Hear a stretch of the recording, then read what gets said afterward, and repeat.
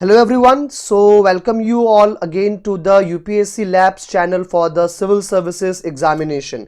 So the topic which today we are going to deal is the important judicial doctrine, and ये एक ऐसा topic है actually which is ignored by almost the students. ठीक है, even जो लक्ष्मीकांत है उसमें भी इसके बारे में बहुत ही बेसिक सी इंफॉर्मेशन दी हुई है, इसके बारे में ज्यादा इलेबोरेशन नहीं दिया हुआ है, right? But there is an immense possibility that the question from this section can come to our prelims as well as to our mains examination. So in today's class we are going to discuss those judicial doctrines, ठीक है, जिन्हें judiciary ने खुद define किया है. So before starting directly with those judicial doctrines, let's discuss the basic of this one. Now remember, why do we have a judicial doctrines when we are already having the constitution?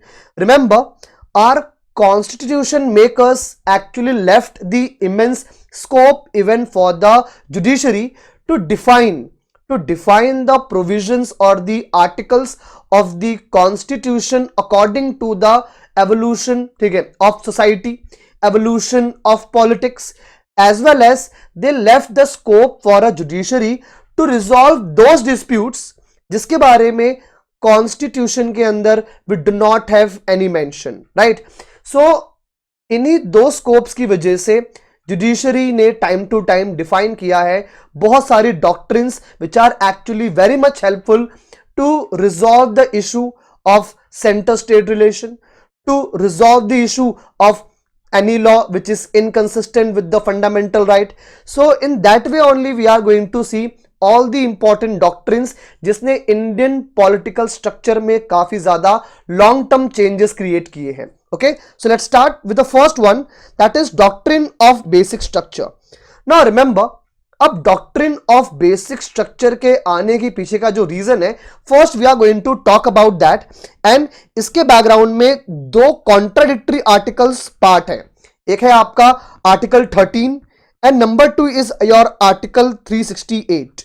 Now अगर हम बात करें कि what is written in the article 13, it is clearly mention in the article 13 that any law which is inconsistent with the fundamental rights, those laws are going to be null and void. On the other hand, the same constitution talks in the article 368 that कि parliament can change, ठीक है, any provision of the constitution.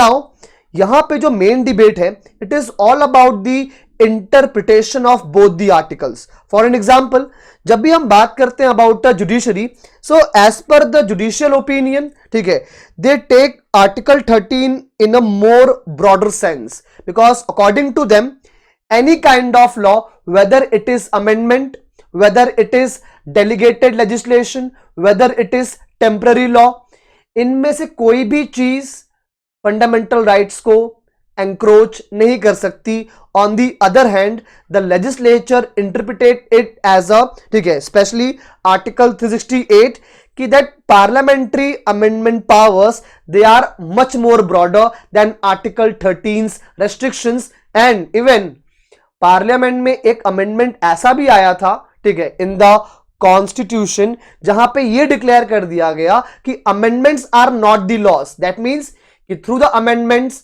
The legislature can take all the fundamental rights. ठीक है, तो ये बात वहां पे हुई. So we were having the dispute between article 13 and article 368 कि इसमें से कौन सा वाला ज्यादा ब्रॉडर सेंस में हम अप्लाई करेंगे, बिकॉज एक टाइम पे इनमें से किसी एक का ही ब्रॉडर एस्पेक्ट अप्लाई किया जा सकता था. तो हुआ क्या कि 1951 के बाद से, ठीक है, we had seen the various cases, ठीक है, like where government tried to encroach the fundamental rights and the judiciary intervened. Now many times decision went into the favor of government and many times it went against the government. So we all know the various cases, like in the two cases, that was your Shankari Prasad case, ठीक है, and next one was your Sajjan Singh case, right? Now in these two cases the verdict of judiciary, it was on the in the favor of the government, in the favor of the legislature but when we talk about the most important and the landmark judgment of 1967 in the Golaknath case, ठीक है, Supreme Court opined against the government, that is they had given a primacy to the Article 13 over the Article 368. Now इसके बाद क्या हुआ कि there was a deadlock की situation, मतलब होता गया था जुडिशरी अपना देती थी वर्डिक्ट, ठीक है, एंड देन पार्लियामेंट में अमेंडमेंट आके कॉन्स्टिट्यूशन को ही अमेंड कर दिया जाता था, राइट, एंड देन अगेन उसको जो आपकी judiciary null and void declare करती, फिर आपका अमेंडमेंट आता, so that thing was going on, ठीक है. सो फाइनली इस स्ट्रगल को काम डाउन करने के लिए सुप्रीम कोर्ट ने एक जो लैंडमार्क जजमेंट था 1973 का केशवानंद भारती केस, ठीक है, इसके अंदर अपना एक जजमेंट दिया, ठीक है, which was actually a kind of a middle path. इसमें यह बोला गया कि okay, we are accepting the power of parliament under article 368 that they can amend any part of the constitution. So we are accepting their power, and this also includes amending the fundamental rights also. But now Supreme Court imposed one caveat कि okay, parliament can amend any part of the constitution, but they can't amend the basic structure of the constitution. That is your doctrine of basic structure. अब इसमें क्या बोला गया कि भाई देखो, though parliament can amend any provision, but those provisions which actually defines the basic spirit of the constitution, like India is a democratic country, so the democratic credentials of the constitution, periodical elections, right, independent judiciary, judicial review, so ये सारी चीजें ऐसी हैं, ठीक है, which are actually the fundamentals of the Indian constitution. तो इनको change किए बिना you can change the other things. So that was the doctrine of basic structure, और इसी डॉक्ट्रिन को आगे चल के सुप्रीम कोर्ट ने ही in the Indira Gandhi versus Raj Narain case 1975 में रीअफर्म किया, right. So that was about the doctrine of basic structure, right. So we saw कि किस तरीके से supreme court had find out the middle ground, ठीक है, जहां पे जो संविधान का बेसिक स्पिरिट है उसको भी सिक्योर किया जा सके, और एज अ रिप्रेजेंटेटिव बॉडी, ठीक है, पीपल्स रिप्रेजेंटेटिव बॉडी, पार्लियामेंट के पावर को भी वहां पे जगह दी गई. सो ये था आपका first doctrine of basic structure. Now let's come on the next part, that is your doctrine of pith and substance. Now before going into the meaning of the doctrine of pith and substance, first let's discuss the meaning of these two terms, right? So whenever we talk about the pith actually means a true nature of anything, whereas substance means a most important or the essential part of anything. Now when we talk about this doctrine, it is actually used in the context, ठीक है, where center and state relations are in dispute, ठीक है, where the central and the states, they are in the state of the dispute. Now remember what happens generally, because we all know the constitution in the 7th schedule has already provided the classification of power into 3 lists, that is your union, state and the concurrent list, right. Now we all know on the union list the parliament have a right to make the legislations. In the matter of state list, the state Vidhan Sabhas or state legislative assemblies, they are having a power to make a legislation. But if, ठीक है, अगर वहां पे ऐसा हो जाए like union have a power to make a law over something, but the some part or some provisions of those law are touching the subject matter of the state list, right. Now let's understand it with an example. For an example, here we are going to take the farm laws, right. Though ultimately इसको वापस ले लिया गया है, these laws are repealed, but still when we talk about the farm laws which has been brought by the central government, passed by the Parliament of India, so actual में वो laws लाए गए थे because the Parliament have a power, ठीक है, under the concurrent list to brought the law on interstate agricultural trading, on interstate agricultural trading. Now what happened कि जब भी हम बात करते हैं about interstate agricultural trading, it is a part of a concurrent list, means इसके ऊपर law can be made by both by the parliament as well as by the state legislature. On the other hand, when we talk about the state list where we have a subject only agriculture, on that part only state legislature can make a law. Now what happened when the parliament made the law on interstate agricultural trade, it actually touched some of the aspects of the agriculture subject in the state list. तो अब यहां पे क्या होगा, because normally as per article 131 Supreme Court have a right to adjudicate between the center state disputes.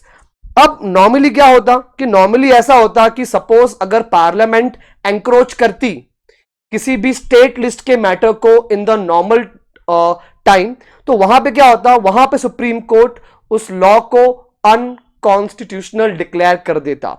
But now अगर ऐसा होगा, because is it like बहुत ही रेयर ऐसा होगा कि जहां पे सारे सब्जेक्ट्स आइसोलेशन में होंगे, because definitely all the subjects are interconnected and inter related. और अगर सुप्रीम कोर्ट सारे लॉस को ऐसे ही नल एंड वॉइड करती रही, then there will be a vacuum in the countries governance, right. So supreme court came with the one solution, that is कि now whenever they are going to have these kind of subjects जिसका कोई ना कोई एक part it touches the subject matter of any other list, तो क्या check करते हैं पता है, they check the pith and substance of that law. They are going to check the true nature and the most essential part of that law. So when Supreme Court saw the most essential part and the true nature of farms law, it was the interstate agricultural trading. It was interstate agricultural trading. तो supreme court पहुंचा इस conclusion पे कि it is not a violation of the federalism. Parliament is not encroaching upon the matter of agriculture given in the state list.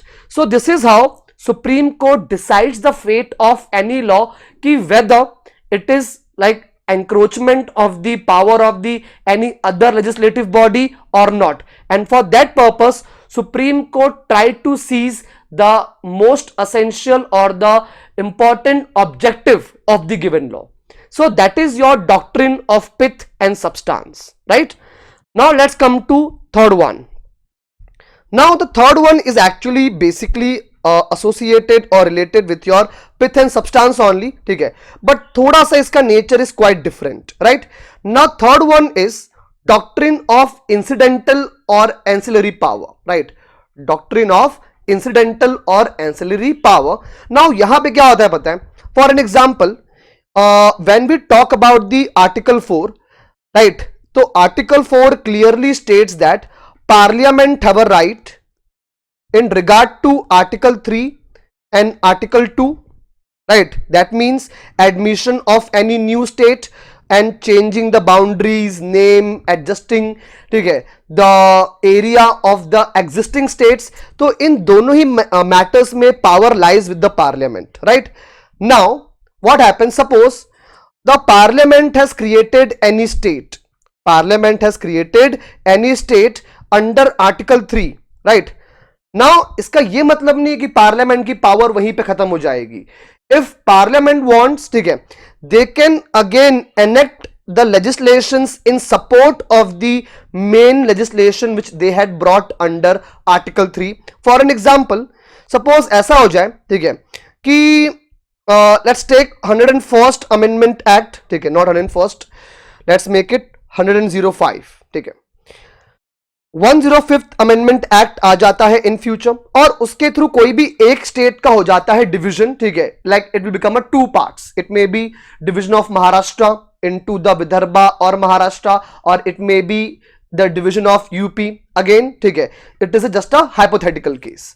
Now what happens कि for that purpose the parliament will bring a resolution, right, and ultimately when that resolution passes, so it will be considered as the main legislation for creating that state. Now if parliament wants, ठीक है, they can issue another legislation in support of this main one, ठीक है, even अगर वो जो supporting legislation है, ठीक है, if it is hampering any other matter of the state list, but then also this law will be valid. Why? Because the law which parliament had brought, it is in support of the main legislation, ठीक है, उसके support में लाया गया है ये. That clearly means, or that clearly indicates, to have a complete or to have a autonomy over the subject, a complete autonomy to complete any subject. Parliament or the state bodies, they required a complete jurisdiction on that, right? For an example, we have also article 169 here. Now article 169 is all about the creation and the destruction of the Vidhan Parishad or the state legislative council. Now suppose the parliament has created, like the parliament have a power to create the council for any of the state. For example, if parliament has created this kind of council for the Gujarat state, right, under article 169, and in future, ठीक है, to support that main legislation, government might brought another laws as well, like reducing the seats of the Vidhan Parishad, ठीक है, or increasing its jurisdictional area, or changing the method of election. So it can be done with the help of the supplementary legislation, or and that supplementary legislation can't be declared as a null and void on the ground that it is encroaching the any other matter of the other list, that is state list, right? So this is how we have to see the doctrine of ancillary, incidental and your ancillary power, right? जहां पे to support the main legislation, the authoritative body can bring the supportive legislation, even agar wo supportive legislation is violating some of the provision of the state lists, then also it's okay, right? That is your doctrine of the incidental or ancillary power. Now next one is a doctrine of severability, or in short, in simple language, even we can call it a doctrine of separatability.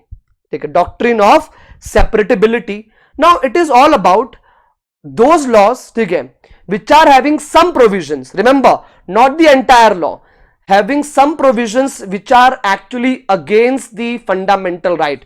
Now usually what happens under the power given in the article 13 and article 32, those laws which are inconsistent with the fundamental rights, Supreme Court declare those laws as a null and void. But imagine, ठीक है, अगर ऐसे होता रहेगा, same situation can arrive, there can be a vacuum in governance, because अब हर law में 100% ये आप इंश्योर नहीं कर सकते कि all the provisions are directly or indirectly fulfilling fundamental rights. There might be few things which are violating fundamental rights in an indirect way, right? And imagine, just for that single provision we can't struck down the entire law. So if we can take the example, suppose in future if the central government brings the data protection law, okay, the data protection law, and it is having around 100 clauses, it is having around 100 clauses, and might be out of these 100 the 3 clauses are anti fundamental right. Now what Supreme Court will do, they are going to isolate these 3 clauses, right, and they are going to make the law valid with the 97 clauses, okay, which are having the neutral nature, which are not violating the fundamental right. So instead of scrapping the entire law, just scrap those 3 provisions which are having the provisions which are encroaching fundamental right, right? So that is a doctrine of severability, okay? After that we are having a doctrine of colorable legislation. Now remember, this simply means, ठीक है, suppose when we take the example of the ordinances, when we take the example of ordinances, now we all know the executive, ठीक है, cannot use the ordinances as a parallel, ठीक है, to the parliamentary or the power of the Vidhan Sabhas. But suppose if that happens, right, suppose any ordinances has brought, ठीक है, and it was there for 6 months, then parliament came into session, ठीक है, तो होता क्या है पता है, like many times executive do the thing कि they do not going to like bring this issue in the parliamentary session. Suppose if it is a January month and parliament is not in session, right? Government is going to bring the ordinance, right? And we all know every ordinance having the maximum time limit of 6 months plus 6 weeks. So now this ordinance is going to be valid till your month of June, right? Now what happens ki when in the monsoon session parliament is going to meet, government उस proposal को, उस bill को parliament में नहीं लेकर आएगी due to any reason, right? Because like if they are bringing the ordinances, so many times it is just to surpass the legislative scrutiny, the parliamentary scrutiny. So in a same way, ठीक है, suppose the monsoon session is ongoing, ठीक है, is currently in session. Now at this point of time government will not bring that bill into the parliament, otherwise it may expose some of the bad elements of that bill. Now in the August month, ठीक है, again parliament is going to enact the same ordinance, ठीक है, which they had enacted earlier in the month of January. So it clearly indicates government is surpassing the parliamentary scrutiny, parliamentary legislation. And remember, in India only parliament having a authority to make a law. If there are provisions of the ordinances, so it is just for the emergency and the exceptional situation, it is not for the normal legal process, right?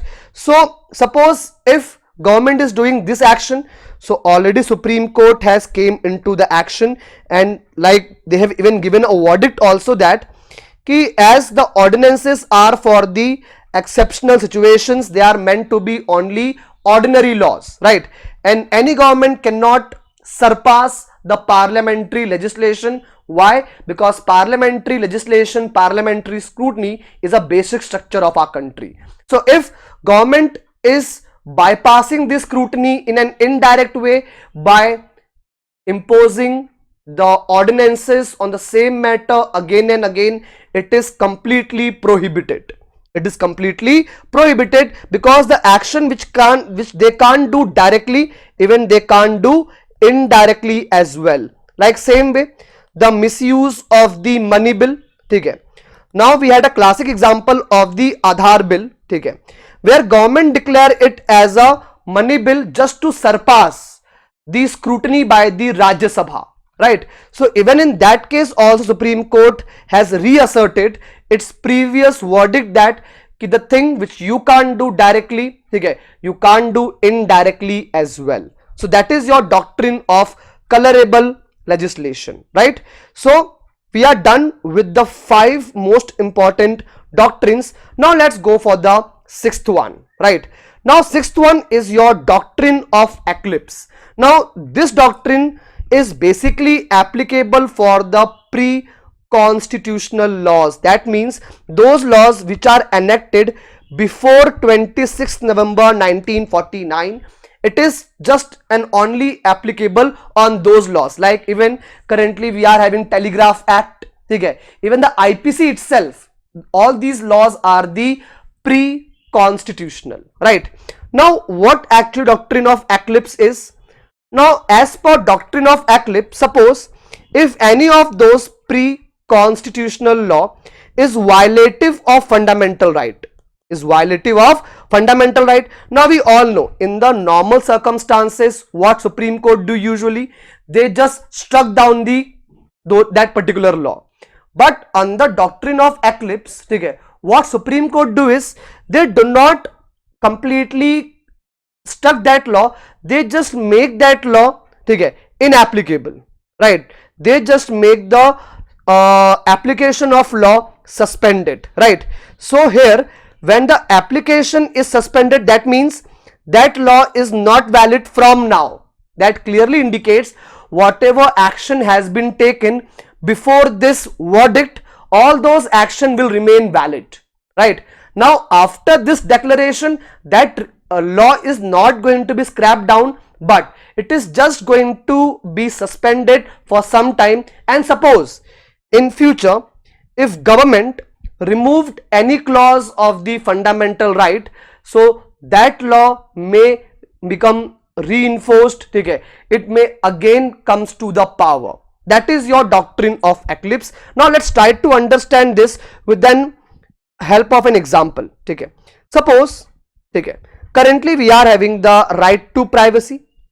ठीक है, सो अब ऐसा हो गया, ठीक है, because right to privacy actual में it is recognized in the 2017, ठीक है, in the KS Puttaswamy case. Now if अगर ऐसा हो जाए, ठीक है, कि कोई पार्लियामेंट्री और कोई प्री कॉन्स्टिट्यूशनल लॉ ऐसा था, ठीक है, लाइक योर टेलीग्राफ एक्ट, ठीक है, which are having some provisions, ठीक है, which was against the right to privacy, supreme court क्या बोलेगा कि that provision will now become suspended. Remember, it is going to be a part of that law, but for some time it is going to be suspended, ठीक है, because it is violating current fundamental right to privacy. But अगर future में ऐसा हो जाए, ठीक है, कि गवर्नमेंट ऑफ इंडिया, ठीक है, with the parliamentary legislation, suppose in 2025, if government with the amendment act, ठीक है, they abolish or they remove the right to privacy as a fundamental right, so now after 2025 that suspended provision will again come to the power. That is your doctrine of eclipse, right? So this is how actually government Supreme Court tries, ठीक है, to keep those laws suspended, ठीक है, so that if they are going to be useful in the near future, they can be enacted directly. वहां पे requirement नहीं हो कि फिर पार्लियामेंट में सेशन हो, ठीक है, फिर वहां पार्लियामेंट में बिल आए और फिर उसके ऊपर फर्दर प्रोसीडिंग हो. So that is a meaning of the doctrine of eclipse. And the last one which we are having with us is the doctrine of casus omissus, right? Now remember, this doctrine has two meaning, ठीक है, or this doctrine has two aspects. One is what is the real meaning of any law, ठीक है, and number two, the judicial limitation. The judicial limitation. Now let's try to understand it. What is this two things? Now remember, whenever we talk about any law, any legislation, it always have a two stage. First, the stage of construction, ठीक है, and number two, the stage of interpretation. The stage of interpretation. Now what it means? Now remember, in India we all know that the law making power lies with the legislature, okay, whereas the interpretation is done by the judiciary, right?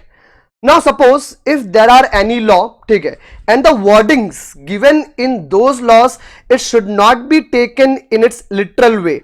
For an example, we are having some provisions in our constitution where the word is given pleasure of the governor, right? Pleasure of the governor. That means कि क्या जो आपका governor है is going to act on his whims and fancies? Absolutely no, right? So ये चीज हमें कैसे मालूम पड़ी? Because Supreme Court has interpreted that pleasure.